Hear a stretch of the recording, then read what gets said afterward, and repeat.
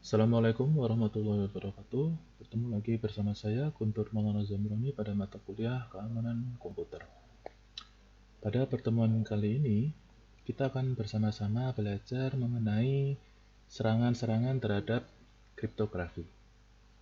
Ya, jadi seperti apa serangan-serangan yang dapat dilakukan terhadap keamanan dari kriptografi. Baik, yang pertama, sedikit mengingat terkait materi minggu lalu. Jadi tujuan dari kriptografi itu tidak lain adalah untuk menjaga kerahasiaan plain text ataupun kerahasiaan kunci. Jadi tujuan dari kriptografi adalah untuk menjaga kerahasiaan plain text ataupun kunci dari serangan. Nah, kemudian pertanyaannya muncul, siapa yang melakukan serangan?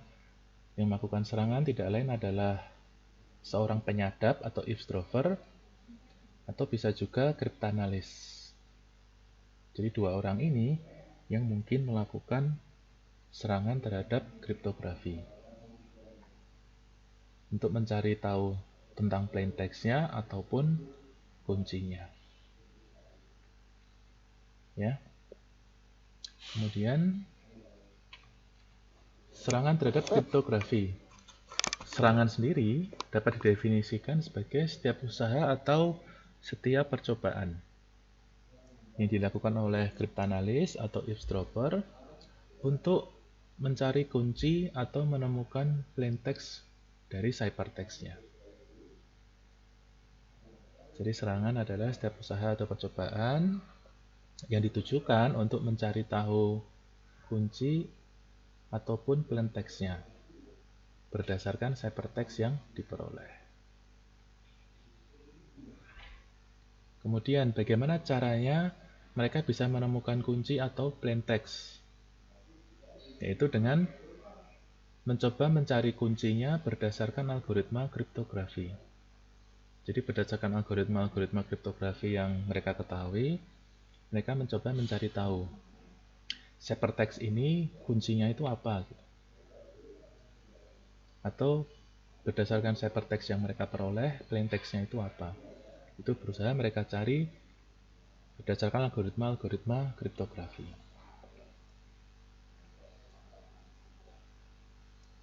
Kemudian ada yang namanya prinsip Kerckhoff. Apa itu prinsip Kerckhoff? Pada dasarnya prinsip Kerckhoff itu menyatakan bahwa semua algoritma kriptografi itu harus bersifat publik, harus bersifat umum. Dalam artian tidak boleh ada algoritma kriptografi yang algoritmanya itu tuh bersifat rahasia. Yang kalkulasi di belakang algoritmanya itu bersifat rahasia, itu tidak boleh. Jadi semua proses kalkulasi, semua algoritma dari sebuah kriptografi itu harus di-share ke publik. Jadi semua orang berhak untuk tahu. Ya, itu prinsip Kerckhoff. Sehingga apabila algoritmanya kriptografi itu bersifat publik, bukan rahasia, maka kuncinya yang harus bersifat rahasia. Kunci dari proses enkripsi dan dekripsi ini yang harus bersifat rahasia. Ya. Jadi perlu dipahami, kerahasiaan itu bukan pada algoritmanya, tetapi pada kuncinya. Karena algoritma ini dia bersifat publik. Semua orang berhak untuk mengetahuinya. Algoritmanya itu seperti apa, alurnya, hitung-hitungannya seperti apa, kalkulasinya seperti apa. Itu semua orang berhak untuk tahu. Sehingga satu-satunya keamanan itu terletak pada kuncinya, pada key. Itu yang bersifat rahasia.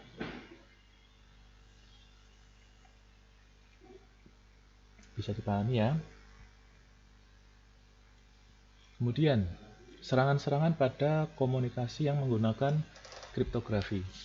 Jadi serangan-serangan pada komunikasi yang menggunakan kriptografi ini umumnya dibagi menjadi 3. Yang pertama, pengelompokan berdasarkan keterlibatan penyerang.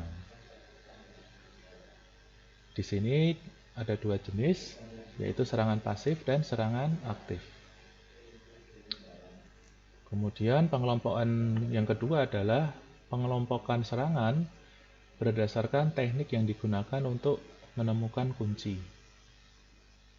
Berdasarkan teknik yang digunakan untuk menemukan kunci. Contohnya ada exhaustive attack atau brute force. Ini mungkin beberapa dari kalian sudah sering mendengar ya istilah brute force. Nah, itu masuk pada jenis serangan yang dikelompokkan berdasarkan teknik yang digunakan untuk menemukan kunci. Kemudian setelah brute force ada analytical attack. Analytical attack ini apa? Nanti akan kita bahas ya. Intinya ini analytical attack ini dia lebih advance sedikit dari brute force. Kemudian pengelompokan yang ketiga berdasarkan ketersediaan data. Jadi berdasarkan data apa yang dimiliki oleh seorang penyerang. Berdasarkan data apa yang dimiliki oleh seorang penyerang. Nah, kategori ini dibagi menjadi apa? Bukan dibagi ya. Ada beberapa jenis serangan berdasarkan kategori ini. Ada ciphertext only attack hingga rubber hose cryptanalysis. Ya. Di sini tidak akan saya jelaskan terlalu detail. Ini untuk pengantar, untuk pengenalan mengenai jenis-jenis serangan. Kita mulai yang pertama.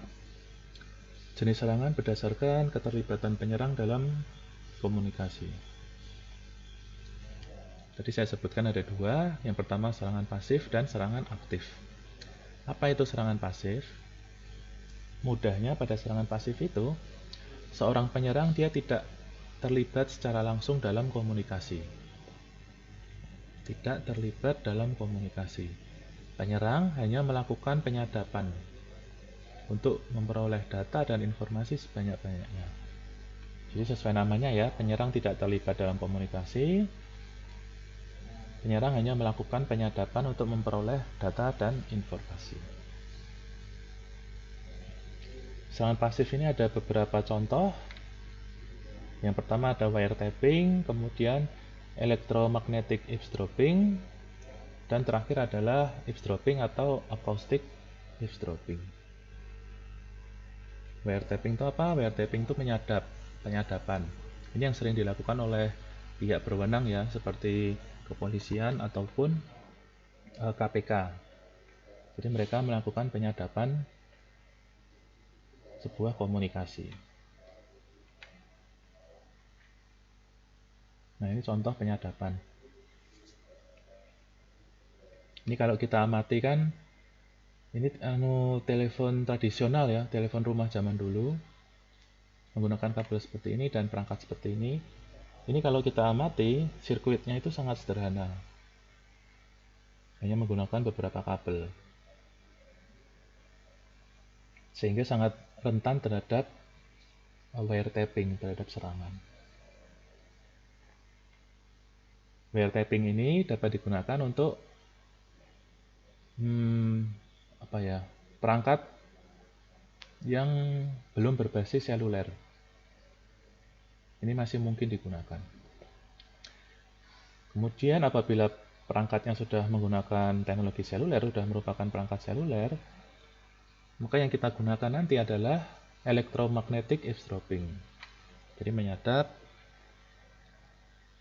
menggunakan beberapa alat yang dapat kalian lihat di gambar ini. Ini banyak tersedia di marketplace di Indonesia. Kalian bisa searching saja, menyadap seluler, nanti akan muncul banyak pilihan. Kemudian yang berikutnya acoustic eavesdropping. Jadi ini paling sederhana ya, ini menyadap. Kalau di ilustrasi dapat kalian lihat, ada orang yang menyadap hanya dengan menguping. Jadi ini ternyata juga termasuk sebuah serangan pasif. Acoustic eavesdropping.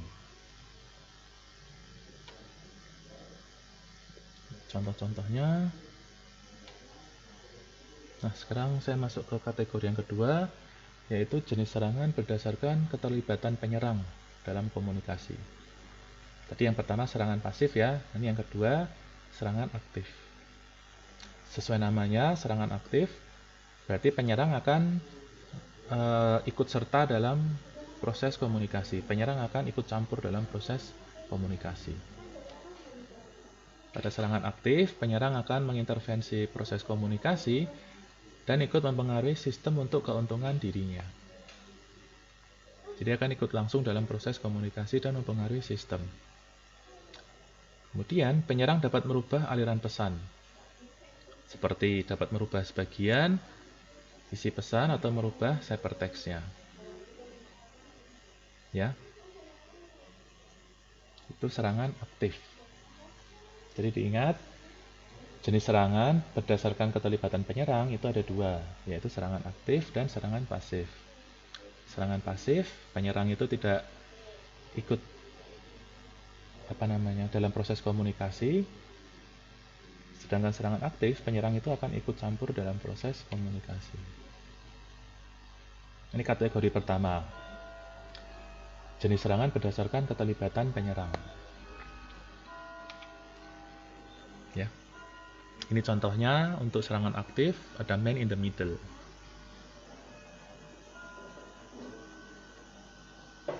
Ini ilustrasinya. Nah, sekarang kita masuk ke kategori yang kedua, yaitu jenis serangan berdasarkan teknik yang digunakan untuk menemukan kunci. Jadi ada dua ya di sini serangannya berdasarkan teknik yang digunakan. Yang pertama adalah brute force. Yang kedua adalah analytical attack. Nah, brute force itu apa? Brute force itu pada dasarnya adalah berusaha untuk mengungkapkan plain text atau kunci dengan mencoba semua kemungkinan kunci. Jadi semua possibilities, semua kemungkinan itu dicoba. Ya. Brute force ini pasti berhasil menemukan kunci jika tersedia waktu yang cukup. Jadi tidak peduli algoritma apa yang digunakan, tidak peduli berapa ukuran kunci yang digunakan, seorang penyerang yang menggunakan brute force hampir dapat dipastikan pasti berhasil menemukan kunci. Hanya saja permasalahannya, apakah memiliki waktu atau sumber daya yang mencukupi? Berapa lama waktu yang diperlukan? Itu permasalahannya. Nah, di sini kita pilih ini dapat kalian lihat. Ini apa ya? Ini merupakan tabel untuk simulasi, untuk mengestimasi kira-kira berapa lama waktu yang diperlukan untuk melakukan exhaustive attack atau brute force. Semisal kuncinya itu ukurannya 16 bit, sehingga jumlah kemungkinan kuncinya adalah 65.000 sekian. Itu lama waktu yang digunakan untuk 10 juta percobaan per detik itu adalah 3,2. Dan seterusnya. Nah, ini 128 ini termasuk yang sering kita gunakan saat ini. Pada tahun 90-an, kita masih menggunakan 56 bit. Tahun 90-an. Itu yang namanya DES. Data Encryption Standard. Ini masih 56. Pada zaman itu mungkin masih tergolong aman ya. Cuman kan lama-kelamaan komputer semakin berkembang. Sehingga kemampuan komputer untuk melakukan kalkulasi itu semakin meningkat. Yang secara tidak langsung akan berpengaruh terhadap kemampuan-kemampuan seseorang untuk melakukan serangan. Jadi orang-orang tuh beranggapan, wah ini 56 bit kayaknya sudah kurang gitu. Sudah kurang aman. Kemudian ditingkatkan. Ada yang namanya triple dash. Triple dash. Jadi triple dash ini intinya adalah data encryption standar, tapi prosesnya dilakukan 3 kali. Hasilnya bagaimana? Hasilnya memang lebih aman. Orang-orang beranggapan ini lebih aman. Tetapi prosesnya sangat lama sekali. Proses untuk melakukan enkripsi dan dekripsi itu membutuhkan waktu yang lama. Sehingga pada tahun 2000-an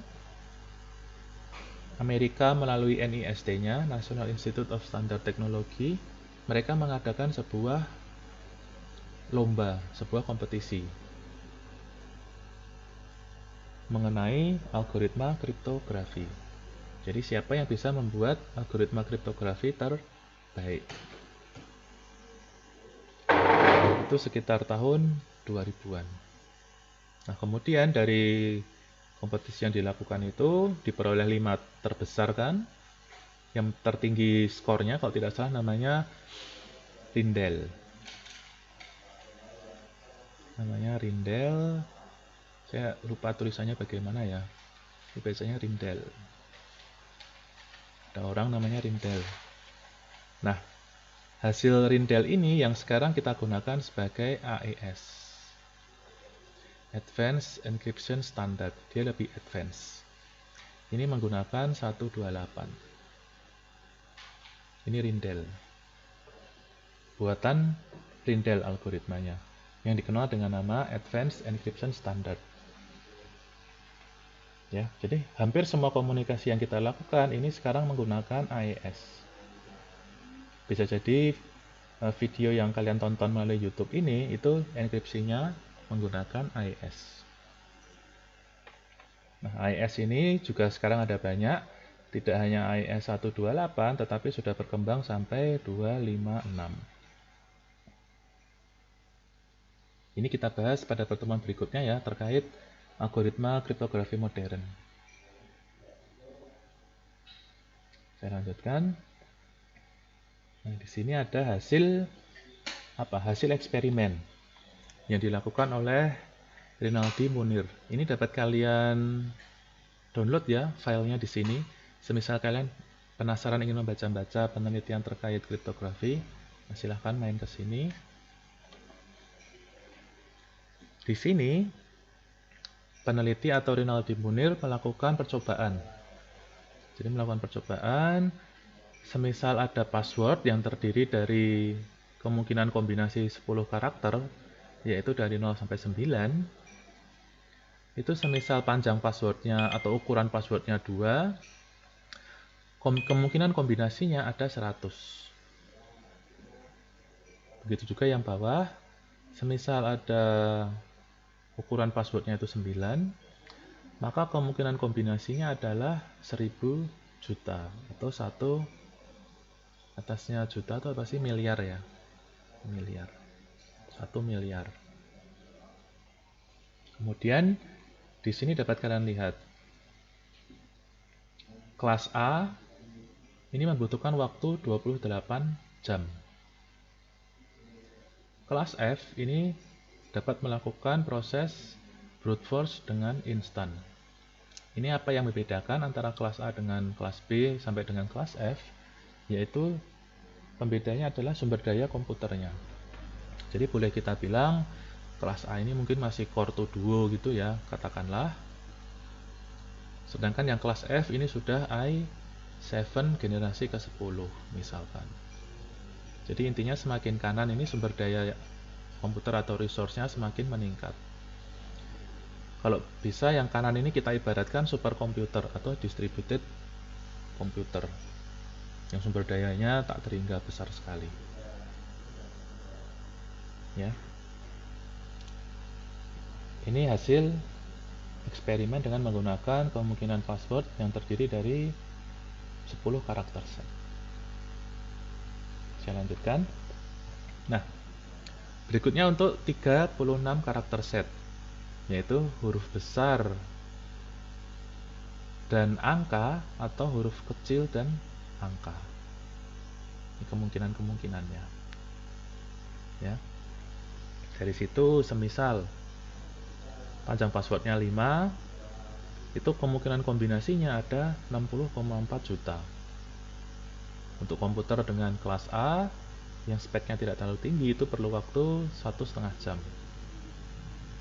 Untuk kelas F dapat dilakukan secara instan proses brute force-nya.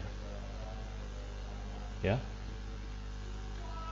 Selanjutnya Bagaimana kalau menggunakan 52 karakter set, yaitu kombinasi antara huruf besar dan huruf kecil, 52 karakter set. Kalau kombinasinya kalau ukurannya 2, katakanlah ukuran passwordnya hanya 2 gitu ya, itu kemungkinan kombinasinya ada 2704 dan dapat ditemukan secara instan.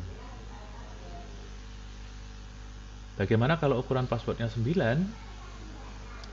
Itu kemungkinan kombinasinya ada 2,7 quadrillion. Quadrillion ya, ini silahkan kalian hitung nih, nolnya ada berapa ini. Itu kalau untuk kelas A perlu waktu 8.815 tahun. 8.815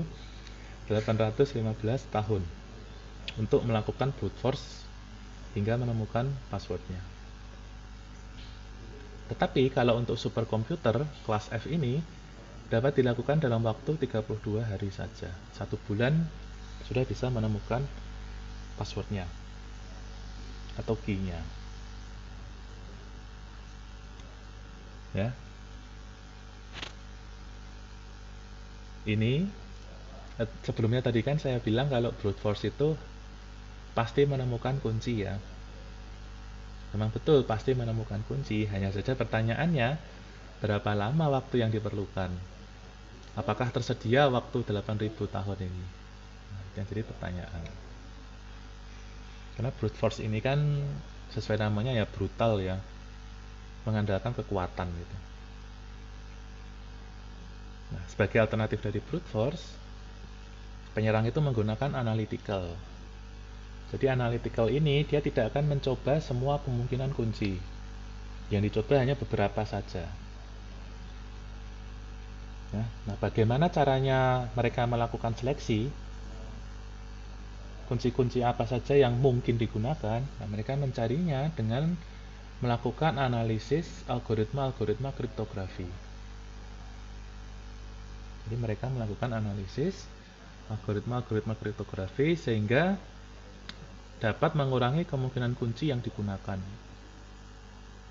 Berbeda dengan brute force yang semua kemungkinan digunakan, pada analytical hanya beberapa kemungkinan yang digunakan.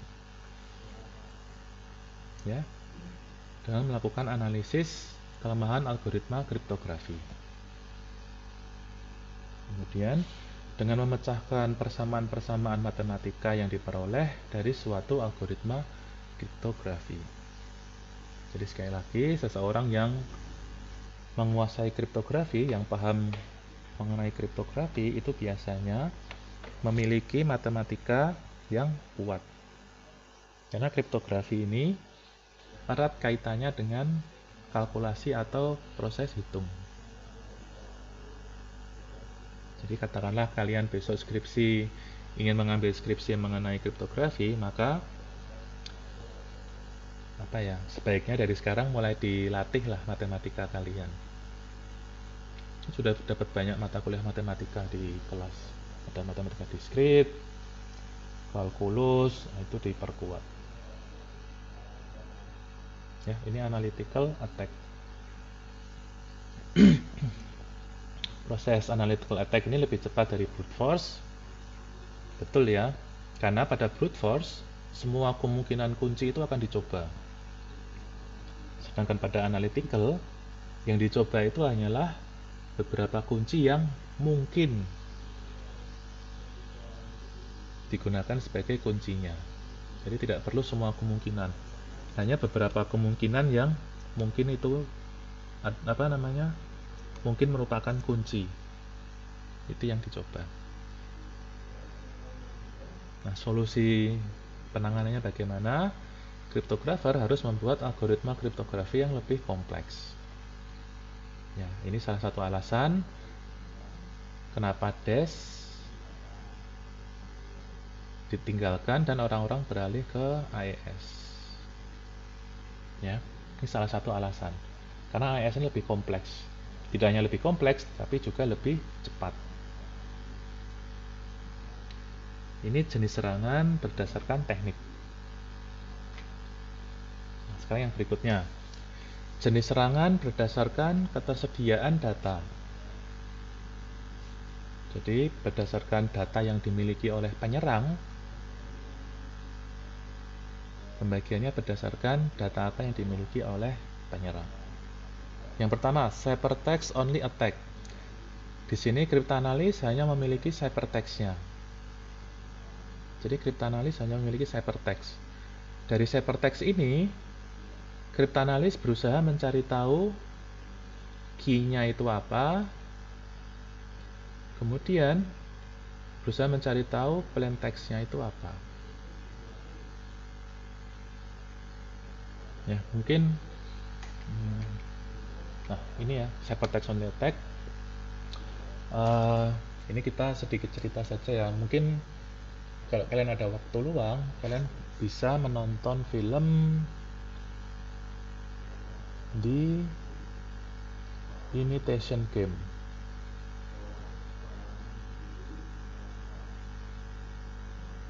Di Imitation Game. Ya. Kalau ada waktu luang, silahkan kalian tonton film ini. Di Imitation Game ini adalah film mengenai Alan Turing. Ini kisah nyata ya. Alan Turing.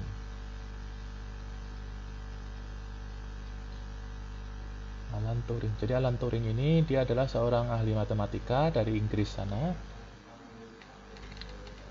Nah, pada sekitar tahun 30-an pada Perang Dunia Kedua ya, dia masuk ke tim kriptografernya Inggris dengan tujuan untuk memecahkan sandi-sandi kode pihak Jerman.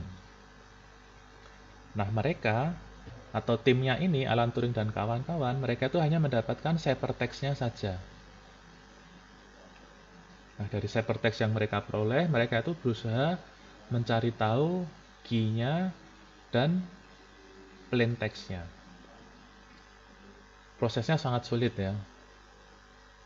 Nah, seperti apa kelanjutannya? Silahkan kalian tonton film Imitation Game. Ya, ini ya saya rekomendasikan lah supaya kalian menambah wawasan terkait kriptografi. Mungkin kalian pernah dengar kalau Jerman itu menggunakan kriptografi Enigma ya.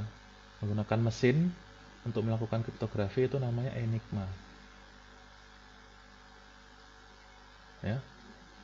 Bukan Enigma black hole loh, tapi Enigma untuk kriptografi.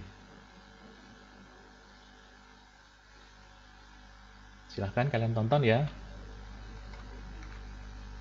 Saya lanjutkan. Setelah serangan berdasarkan ciphertext only, nah sekarang berdasarkan plain text-nya.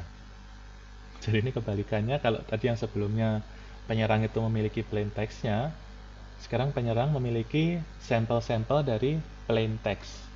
Nah, berdasarkan plain text-nya ini, berusaha mencari tahu ciphertext-nya dan key yang digunakan. Jadi kebalikannya ya. Kemudian ada lagi chosen plain text attack. Nah, di sini cryptanalyst dapat memilih plain text tertentu untuk dienkripsikan. Jadi penyerang memiliki kebebasan untuk memilih plain text yang ingin dienkripsikan. Jadi kalau yang non plain text ini, penyerang hanya mempunyai sampel, katakanlah hanya punya satu gitu ya.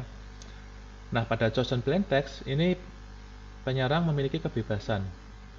Jadi dia punya banyak sampel, bebas untuk memilih sampel mana yang ingin diteliti, yang ingin dianalisis untuk mencari key-nya.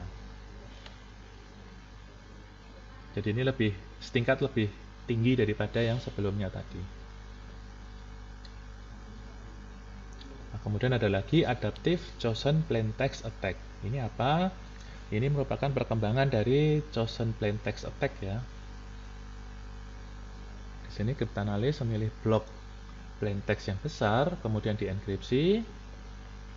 Nah, hasilnya bagaimana? Hasil proses enkripsinya itu akan dianalisis, kemudian dari situ cryptanalyst atau penyerang akan lanjut ke proses berikutnya, yaitu memilih blok plain text yang ukurannya lebih kecil dari sebelumnya, kemudian dianalisis lagi sampai menemukan kemungkinan kuncinya. Adaptive Chosen Plain Text Attack. Nah, sekarang ada juga Chosen Ciphertext Attack. Ini kebalikan dari Chosen Plain Text Attack ya. Di sini cryptanalyst memilih ciphertext mana, kemudian akan dicoba melakukan dekripsi dengan kunci yang belum diketahui. Berikutnya Chosen Key Attack. Cryptanalyst memiliki pengetahuan mengenai hubungan antara kunci-kunci yang berbeda, kemudian memilih kunci yang sesuai untuk melakukan dekripsi. Jadi di sini penyerang itu memiliki banyak tabel kunci ya, sudah memiliki banyak tabel kunci. Nah, dari sekian banyak tabel kunci itu mereka coba satu persatu.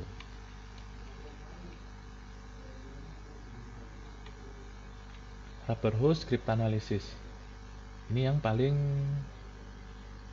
boleh dibilang paling menyakitkan lah. Menyakitkannya bagaimana? Coba dibaca. Pada Rubber Hose Cryptanalysis ini, seorang penyerang itu berusaha untuk mendapatkan rahasia kriptografi dari seseorang dengan cara memaksa atau menyiksa secara fisik. Jadi katakanlah ada seorang kriptografer ya. Ada seorang kriptografer. Nah, kriptografer ini akan mereka tangkap, akan mereka sandra. Kemudian akan disiksa secara fisik, akan dipaksa secara fisik untuk memperoleh rahasia kriptografinya. Itu Rubber Hose Cryptanalysis. Keamanan algoritma kriptografi. Sebuah algoritma kriptografi dikatakan aman, computationally secure, apabila memenuhi 3 kriteria. Yang pertama, persamaan matematisnya kompleks, sehingga tidak mungkin atau setidaknya sulit untuk dipecahkan secara analitik. Ya, itu yang pertama. Jadi operasi algoritmanya haruslah kompleks. Yang kedua, biaya untuk memecahkan ciphertext-nya melampaui nilai informasi yang terkandung di dalam ciphertext. Jadi, algoritma kriptografi dikatakan memenuhi kriteria apabila biaya yang digunakan untuk memecahkan ciphertext itu melampaui nilai dari informasi yang terkandung di dalam ciphertext tersebut. Ya, jadi kalau boleh kita artikan, penyerang itu rugi bandar. Nah, rugi bandar. Itu yang kedua. Yang ketiga, waktu yang diperlukan untuk memecahkan ciphertext melampaui lamanya waktu informasi tersebut harus dijaga kerahasiaannya. Ya, ini betul ya. Jadi semisal katakanlah kita punya informasi ini dia hanya berlaku selama 20 tahun misalkan ya. Setelah 20 tahun ini informasinya sudah obsolete, sudah kadaluarsa. Nah, informasi ini katakanlah ciphertext-nya itu diserang oleh seorang penyerang. Nah, dia berusaha memecahkan ini. Semisal seorang penyerang itu memecahkannya dalam waktu 30 tahun, maka dapat dibilang algoritma kriptografinya itu berhasil. Karena setelah 20 tahun ini kan informasi yang terkandung di dalam pesan itu sudah kadaluarsa, sudah obsolete. Ya. Itu ada 3 kriteria algoritma kriptografi yang baik. Yang pertama, algoritma kriptografinya atau matematika di belakangnya itu haruslah kompleks sehingga sulit atau tidak dapat dianalisis secara analitikal. Kemudian yang kedua, biaya yang digunakan untuk memecahkan ciphertext-nya itu lebih besar daripada nilai yang terkandung di dalamnya. Yang ketiga adalah waktu yang diperlukan untuk memecahkan ciphertext itu melampaui lamanya waktu informasi yang terkandung di dalam ciphertext itu digunakan. Ya, sekian materi pada pertemuan kali ini. Kita bertemu lagi pada pertemuan-pertemuan berikutnya. Ya, Assalamualaikum warahmatullahi wabarakatuh.